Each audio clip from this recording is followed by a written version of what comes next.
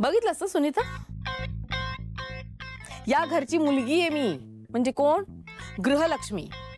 पण सगळं मलाच करावं लागतंय. माझ्यासाठी कधी कुणी काय करतं नाही, पण या घरच्या सुनेसाठी काय, तर खीर. नर्मदा, एखाद्या वेळेला केलं तर काही हरकत आहे का?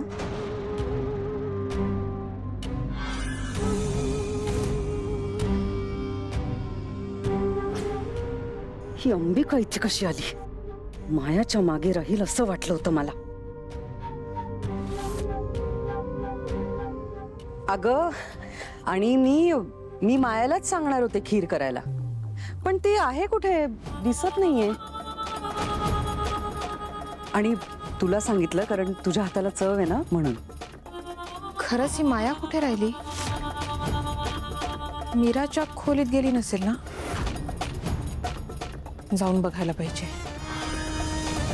वहिनी, मला माहितीच आहे की मी खीर खूप छान करते, पण माझ्या मदतीसाठी कोणीच आलं नाही. तुमची सून तर नाहीच नाही. मी सकाळी उठल्यापासून सगळी कामं करतेय, स्वयंपाकही केला, म्हणजे सुनीता होती मदतीला म्हणून स्वयंपाक पूर्ण झाला. पण मीरा आली का मदतीला? नाही. नर्मदा, मीरा या घरची सून आहे. एखादा दिवस तिने जर का काम नाही केलं आणि येऊन फक्त खाल्लं तर काय हरकत आहे?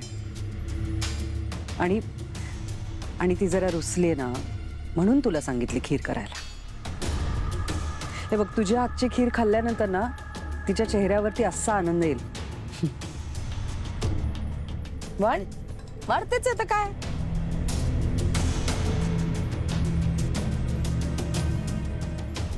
सुनीता, बघतेस ना, नर्मदाने स्वतःच्या हाताने मीरासाठी खीर केली आहे. आता ती तिच्यासाठी वाढते आणि तिने केलेली खीर खाल्ल्यानंतर मीराचा चेहरा कसा खुलणार आहे बघ.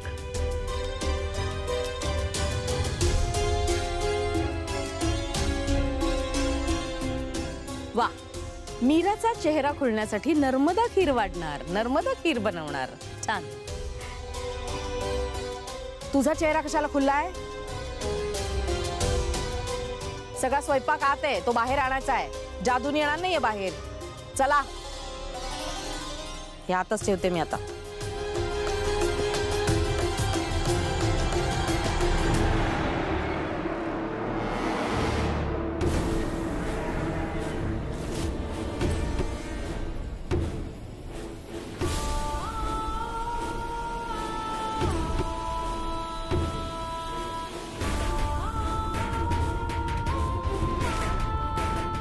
नंतर एक पोरगी आली, एकदम धीट, आणि ती व्यक्ती म्हणजे अहिल्या वेसकर.